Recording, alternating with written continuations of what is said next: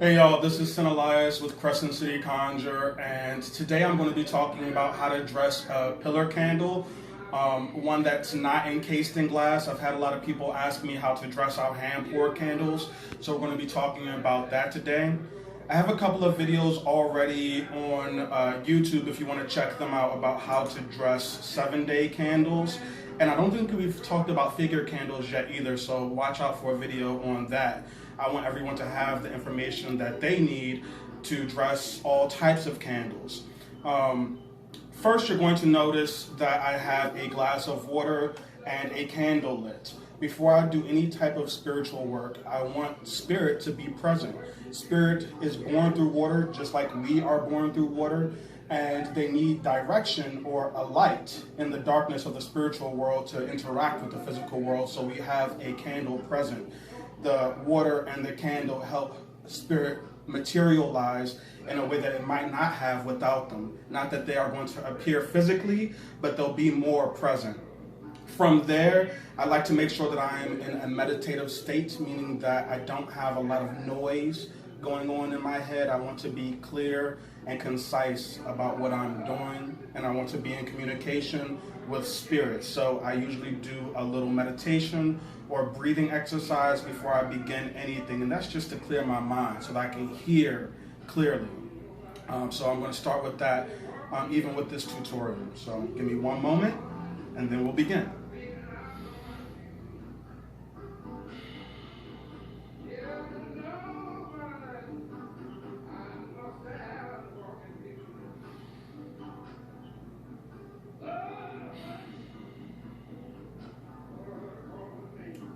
Okay. Depending on what you're working on, you want to focus on that particular goal. This is a pink candle, and once again, I want to impress that this is a tutorial, so I'm not doing the full working here, and I'm not currently working on love or attraction, but if you're using a pink candle, chances are that you are working on love and attraction. So this is going to represent one of our pillar candles. Because if I'm not doing work, I'm not going to just be carving into my handmade pillar candles. So this is going to represent one of our pillar candles.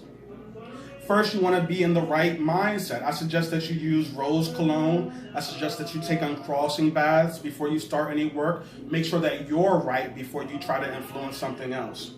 Start with your candle. One thing that I like to do is wipe my candles down in Florida water. If I'm going to be clean, I want to make sure that my candles are clean. I don't know who touched it. I don't know what energies it interacted with. So I want to go ahead and cleanse it.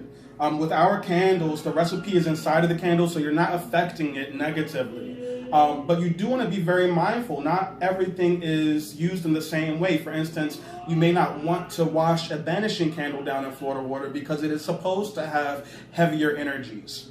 So you wash your candle down in Florida water or any cleansing mixture that you have. Let it dry. We're going to be using sharp objects to carve into the candle, so you don't want it to still be wet.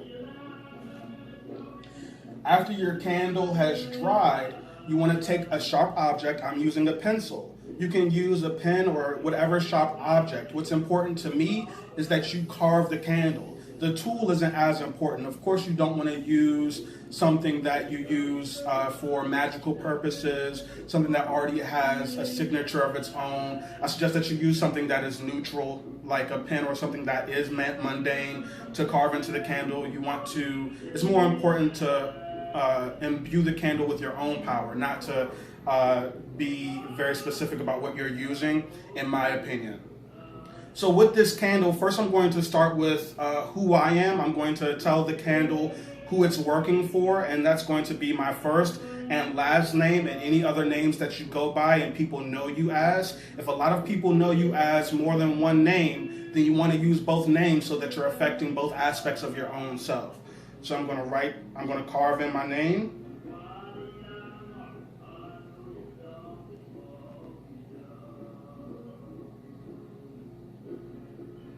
And I'm going to carve in my date of birth.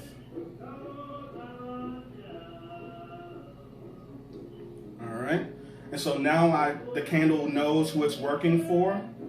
And then I'm going to begin with a prayer to my ancestors, my angels, and my gods. So I want them to know that even though I'm asking for love, or if it's money, or if it's success, or whatever I'm asking for, I want them to know that I'm grateful for everything that I already have going on in my life. I want to let them know that I am aware of their power, and I'm aware of the blessings that they've already given me. So I'm going to address that in the first part of the candle. I am giving thanks to my ancestors, my angels, and my gods for all of their blessings, for my good health, for any wealth that I already have, for my family and my friends and my loved ones. Thank you, thank you, thank you.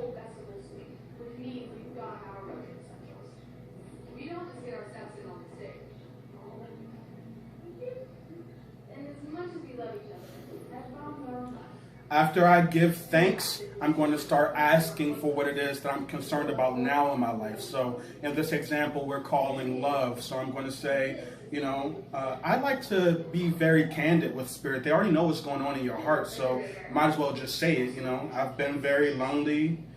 I haven't, but this is just an example. I've been very lonely, or, I've worked on myself and I'm ready to receive love. I am asking humbly, I'm coming to you humbly for love in my life, so on and so forth.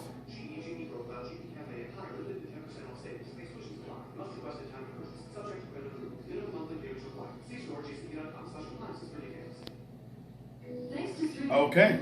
After you write down what you're asking for, you need to command what it is that you want. So I always tell my clients, God gave you a brain, 2 eyes, 2 hands, and 2 feet, so you can do the work, which means that you do have the ability to command things to manifest in your own life. You don't want to rely on Spirit completely. You do want to give thanks, and you do want to ask humbly, but then you have to recognize that you were given life for a reason. So you want to write down your commands. I command love to be in my life. I am loved. I am worthy of love, so on and so forth. After that, I like to give it even more of my personal concerns. So I'll cut off a piece of hair. Notice I didn't go up here. I'll cut off a piece of hair. I'll use fingernails or saliva if I need to. Now, there are taboos with using your own blood in magic, but I do believe a small drop of blood for things like candles and gree-grees is appropriate. They're small spirits that will not continually need your blood. So that's something that I'm going to leave up to each and every particular practitioner if they want to go down, but I find it extremely effective.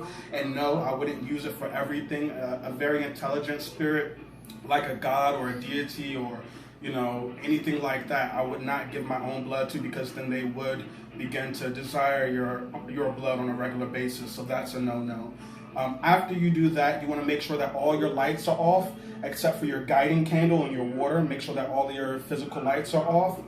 Light your candle and begin to pray. Begin to pray to your ancestors that they come and join you in this place. Pray to your gods and ask them to join you. And I believe in fervent prayer. I believe that you should light yourself on fire. You need to lose your ego in this work and break down in tears and sweat and give your whole being to this work. Now, I tell people you can do this for 3 or 7 days.